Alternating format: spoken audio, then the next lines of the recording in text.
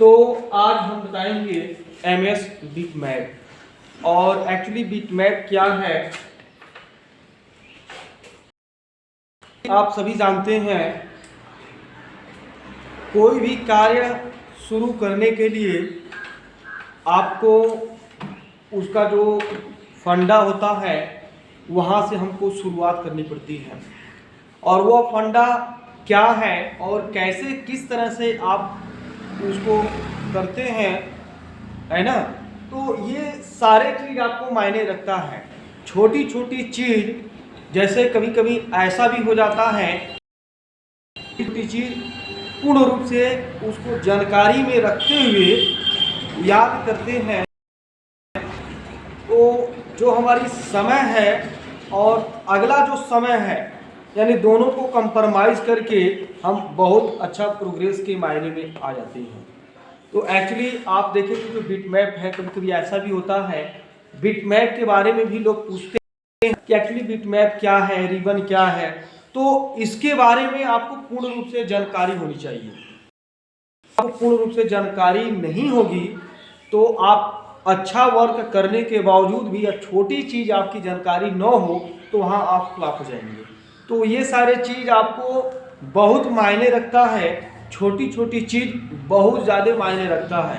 जैसे कि आप इंटर और हाई स्कूल का जो तैयारी करते हैं, ज़्यादातर आपका जो सेमेस्टर उसमें पूछा जाता है 8 का और 7 का ज़्यादातर उसमें आपका रहता है। जैसे मान लीजिए मैथमेटिक्स वगैरह हो गया और भी जो सब्जेक्ट वगैरह हो गया, तो उसमें आपका जो सिलेबस है, यानी आपका हाई स्कूल हो गया और इंटर, तो ये बैक साइड का अगर आपकी मन से अच्छी ढंग से अगर आपकी तैयारी रहती है तो उसमें आपका ईजी हो जाता है। वही प्रक्रिया आपका टेक्निकल का है।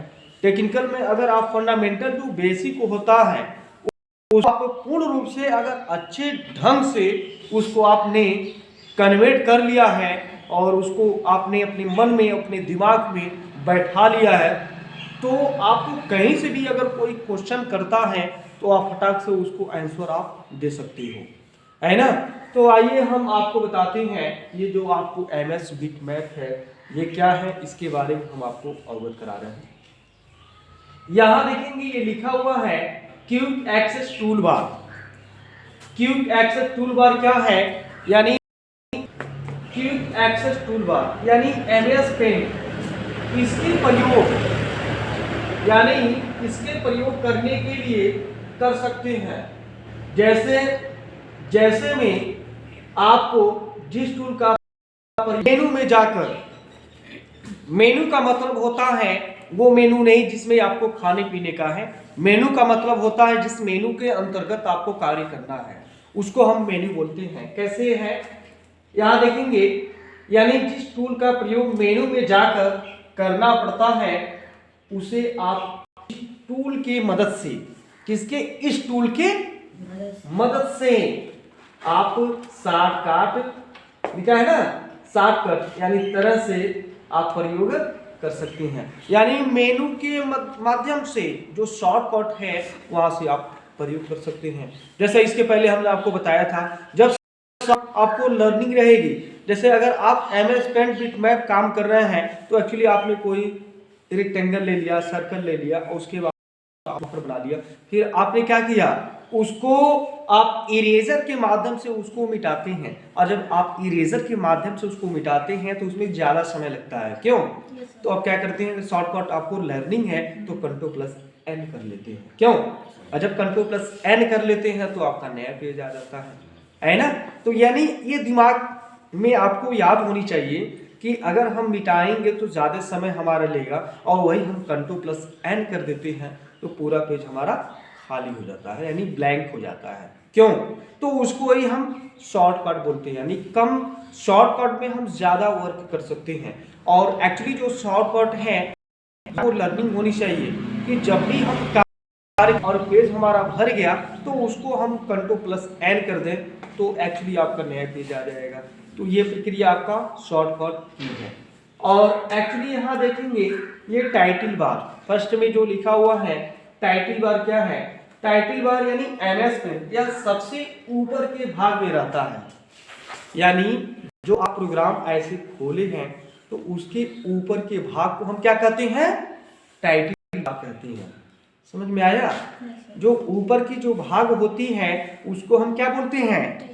टाइटल बार बोलते हैं। ये आवश्यक होता है। जैसे आपने एग्जाम्पल कोई पूछ लिया, जी आप MS पेंट के बारे में कुछ बताएंगे, टाइटल बार कहाँ रहता है? तो एक्चुअली आप क्या बताएंगे?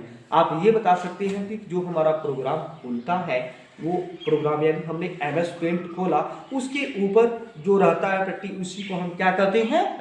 टाइटल बार कहते हैं, है ना? तो ऊपर के भाग में रहता है, ऊपर के भाग में रहता है। जब हम प्रोग्राम खोले, समझ में आया? जब हम प्रोग्राम खोलते हैं तो ऊपर ये टाइटल बार होता है और उसके ऊपर भी क्या रहता है? मेनू बार रहता है। क्यों? और मेनू के अंदर क्या रहता है? ऑप्शन रहता है। ये सबसे ज्यादा मायने रखता है। टाइटल के बाद ऊपर रहता है मेनू बार, और मेनू के जो अंदर से होते हैं उसको हम ऑप्शन बोलते हैं, है ना? अब यहां देखेंगे, है ना, ऊपर भाग में रहता है, इसका कार्य आपको फाइल के नाम को दर्शाने के लिए करता है, यानी सिर्फ आपके फाइल के नाम को दर्शाने के लिए करता है ना, कि आपने कौन सा फाइल आपने लिया है। और ऊपर लिखता भी है, अगर आप फाइल बना करके, एक्चुअली कभी कभी ऐसा भी होता है कि आप लोग बहुत सारे कुछ गलतियां कर देते हैं। गलतियां क्या है? जैसे कि अगर एक्चुअली आप कोई प्रोग्राम बना रहे हैं, जैसे आपका MS एक्सेल हो गया, या तो आपका वर्ड हो गया, या तो आपका पावर पॉइंट हो गया, या तो आपका MS पेंट हो गया, यानी कोई भी अगर आप प्रोग्राम बना रहे हैं, Ctrl+S कर लेते हैं। अपने प्रोग्राम को खोलने के बाद उसको हम Ctrl+S कर लेते हैं, और जब Ctrl+S करेंगे तो आपके सामने बॉक्स आता है। क्या आता है? बॉक्स आता है। उस बॉक्स में 4 पार्टीशन होते हैं। फर्स्ट पार्टीशन क्या है? जैसे आपका E हो गया, C हो गया, D हो गया और EF, इस तरह से पार्टीशन बने रहते हैं। एक्चुअली पूरे पार्टीशन को छोड़ करके आप क्या करेंगे? पहले आप उस बॉक्स में हम क्या करते हैं? डेस्कटॉप पर, है ना, वहाँ डेस्कटॉप हमने सेलेक्ट कर लिया और उसको बैक स्पेस से उसको हटा करके अपना नाम को टाइप करेंगे। समझ में आया? अपना वहाँ उसको बैक स्पेस से उसको हटा करके अपना वहाँ हम नाम टाइप करते हैं।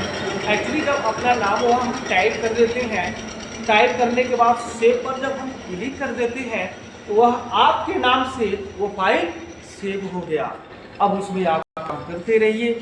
आपने एक लाइन लिखा Ctrl+S, आपने 2 लाइन लिखा फिर Ctrl+S, फिर आपने 3 लिखा Ctrl+S, फिर आपने 4 लिखा फिर Ctrl+S, फिर आपने 5 लिखा फिर आप Ctrl+S। इस तरह से आप बनाते जाएंगे और बीच बीच में Ctrl+S करते जाएंगे। तो एक्चुअली आप बीच बीच में बनाते जाएंगे और बीच बीच में Ctrl+S करते जाएंगे तो वह फाइल आपका हमेशा के लिए सुरक्षित रहेगा। और एक्चुअली लाइट ही है, अगर एक्चुअली लाइट तुरंत चली गई तो आपका फिर वह फाइल सुरक्षित रहेगा। फिर आप सिस्टम, फिर लाइट आ गई, फिर सिस्टम को ऑन करके फिर ओपन करेंगे, जिस नाम से आपने फाइल को सुरक्षित किया है उस नाम पर क्लिक करके उस फाइल को हम प्रोग्राम को ला सकते हैं। फिर जहां से आप किए रहेंगे वहां से कार्य को शुरू कर सकते हैं। समझ में आया? आसान तरीका है यह। Yes sir. आप परेशान हो जाते हैं कि लाइट चली जाती है, आपका पूरा कार्य अधूरा हो जाता है। क्यों? Yes sir. होता है ना? यस। तो एक्चुअली ये प्रक्रिया आप बीच बीच में आप उसको क्या करेंगे? Ctrl+S करते रहेंगे। समझ में आ रहा है?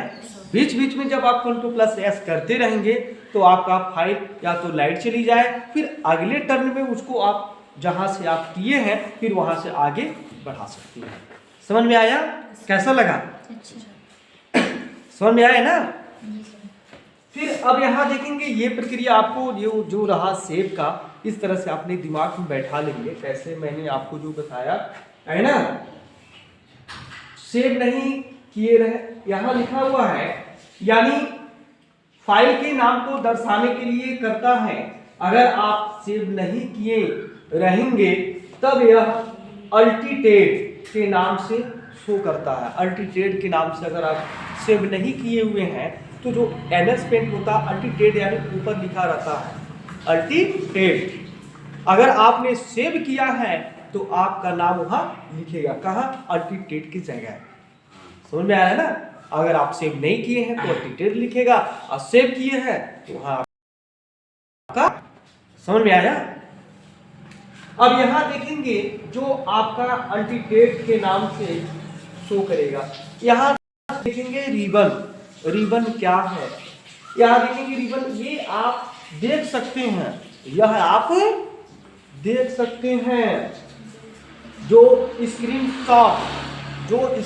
शॉट दिया है उससे नीले रंग से घेरा हुआ है, जिससे आपको शेप रंग, इरेजर और स्प्रे पेंट यह मिलता है, यह रिबन कहलाता है। क्या क्या दिया रहता है उसमें? जहां रंग नहीं घेरा होता है उसमें आपको शेप दिया रहता है ना, शेप पर क्लिक करते हैं तो विभिन्न प्रकार का शेप वगैरह आता है, जैसे बादल लेना है, क्यों हार्ट लेना है, आता है कि नहीं आता है? और उसमें रंग भरने वाला जो बाल्टी होता है, जो बाल्टी हम लेते हैं जिसको बोलते हैं फिल विथ कलर बोलते हैं। और स्प्रे जो होता है ना, स्प्रे जैसे मारते हैं। और पेंट यह मिलता है, यह रिबन कहलाता है। आपसे कोई पूछा रिबन क्या है तो आप एक्चुअली बोलेंगे शेप, रंग और स्प्रे और पेंट, यहाँ जो मिलता है उसको ही हम क्या कहते हैं? रिबन कहते हैं। समझ में आया कि नहीं आया? और ये है आपका स्क्रॉल बार। स्क्रॉल बार क्या है तो इसके बारे में देखिए। स्क्रॉल बार यह MS पेंट में ड्राइंग एरिया के दो तरफ, ड्राइंग एरिया के दोनों तरफ है ना स्क्रॉल बार होती है। दोनों तरफ क्या होता है? स्क्रॉल बार होती है। एक बार लंबवत का जिसको बोलते हैं वर्टिकली होती है, और एक होता है जो कैनवेस ऊपर नीचे सरकाने के लिए होती है। जैसे अगर हम, ये आपका क्या है? स्क्रॉल बार। स्क्रॉल बार क्या है? जैसे जब हम MS पेंट को खोल लेते हैं या तो आप ग्रीन वर्ड को खोल लेते हैं, कोई भी प्रोग्राम अगर आप खोल लेते हैं तो एक्चुअली आपका स्क्रॉल बार दिया रहता है। स्क्रॉल बार से आप क्या है? आपसे पूछा स्क्रॉल बार क्या है तो आपने बोले स्क्रॉल बार मुझे मालूम ही नहीं है। अब एक्चुअली जब आपको स्क्रॉल बार याद रहेगा तभी तो आप जानेंगे स्क्रॉल बार क्या है, क्यों? और स्क्रॉल बार क्या है? जो आपका पेज होता है, आपके पेज को ऊपर नीचे खसकाने का काम करते हैं। खसकाते हैं ना, राइट में रहता है और आपका वर्टिकल में रहता है, नहीं रहता है। आप इधर से इधर करते हैं फिर ऐसे कर लेते हैं, क्यों? होता ही नहीं होता है। नीचे जो पट्टी रहती है इधर से खसकाएंगे। कभी कभी ऐसा भी होता है आपने कुछ लिख लिया और लिखने के बाद होता ही नहीं होता है, लिखने के बाद आपने कहा सर ये देखिए अक्षर इधर चला गया है, क्यों? हमने क्या बोला? स्क्रॉल बार पे नीचे जाइए और उसको हल्का से खसकाएंगे तो आपका बीच में आ जाता है, क्यों? कभी कभी ऐसा होता है ऊपर चला जाता है ना, उसको आप क्या करते हैं? हल्का सा नीचे कर लेते हैं तो बीच में आ जाता है। किसके माध्यम से? स्क्रॉल बार से। समझ में आया? स्क्रॉल बार को हम क्या करते हैं? लेफ्ट एंड राइट यानी जो वर्टिकल होता है नीचे ऊपर खसकाने के लिए हम करते हैं, बीच में भी आप कर सकते हैं। समझ में आ रहा है? तो उसको हम क्या बोलेंगे? स्क्रॉल बार बोलते हैं, है ना। नीचे सरकाने के लिए होती है। तथा दूसरी बात आड़ी क्या बोलते हैं उसको? आड़ी बोलते हैं। वो नहीं आड़ी नहीं, आड़ी है ना, जिसको बोलते हैं हॉरिजॉन्टली। क्या बोलेंगे उसको? हॉरिजॉन्टली। जैसे कुछ ऐसे शब्द होते हैं कि कभी कभी आप देखिए अंडू, अब बोले सर अंडू क्या है? एक्चुअली है नहीं है, तो अंडू का क्या है? कंट्रोल प्लस जेड होता है। फिर आपने पूछा रीडो है ना, तो control plus Y, control plus Y से हम रीडो लाते हैं, क्यों? और कंट्रोल जेड आपका अंडू होता है ना। आड़ी आपका हॉरिजॉन्टली होती है यानी जो आड़ी होता है उसको हॉरिजॉन्टली होती है, यह कैनवास को दाएं बाएं सरकाने के लिए करते हैं। दाएं और बाएं कैनवास को हम सरकाने के लिए करते हैं। समझ में आया? अगला है आपका पांचवा है स्टेटस बार। समझ में? स्टेटस बार है, यहाँ देखेंगे स्टेटस बार क्या है, ड्राइंग एरिया के बिल्कुल नीचे, यानी स्टेटस बार एरिया के बिल्कुल नीचे है ना, बिल्कुल नीचे होती है। इस बार के नीचे दाएं कोने में जूम लेवल नामक टूल होता है, जिसकी सहायता से कैनवास को जूमिंग इन तथा जूम किया जा सकता है। स्टेटस बार क्या है? जब आप प्रोग्राम खोलते हैं तो नीचे आपका स्टेटस होता है, सबसे नीचे क्या रहता है, स्टेटस बार होता है। और वहां देखेंगे एक होता है जैसे एक प्लस का चिन्ह बना रहता है और एक माइनस का। हम प्लस और करते हैं, प्लस और करते हैं तो जो जूम, समझ में आ रहा है नहीं आ रहा है, यानी जो आपका पेज है वो आकार बढ़ जाता है, और उसको माइनस करते हैं तो उस पेज का आकार छोटा हो जाता है। कहां से? स्टेटस बार से। यानी स्टेटस बार से हम जूम इन भी कर सकते हैं, आउट भी कर सकते हैं। समझ में आया?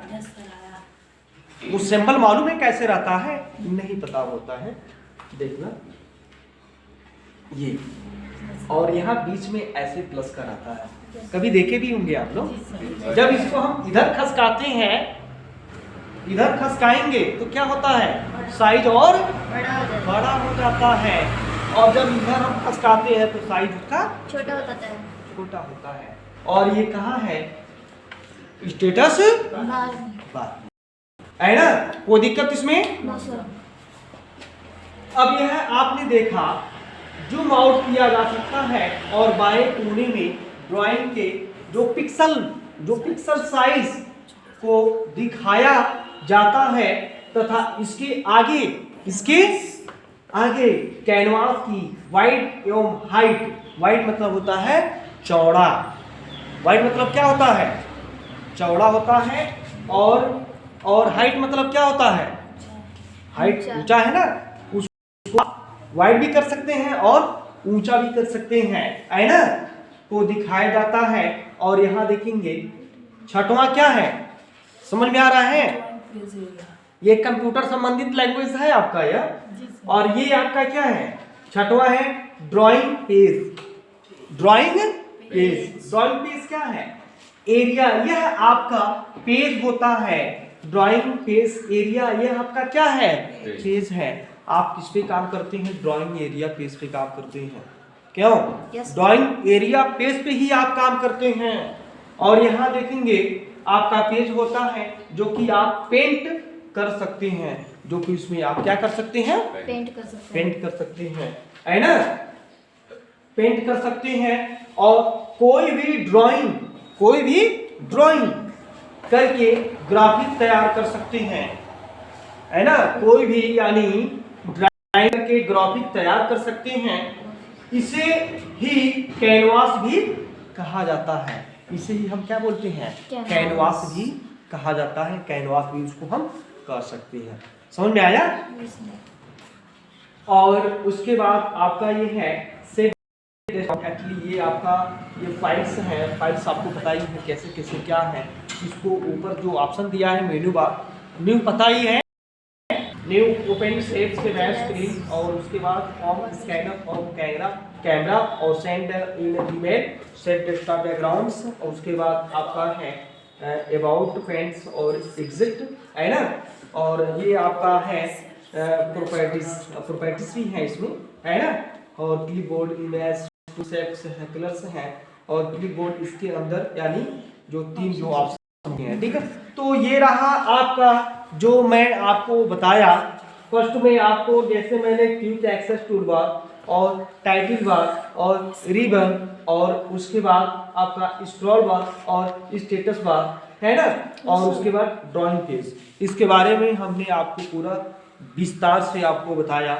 इस तरह से आप इसको लर्निंग कर सकते हैं।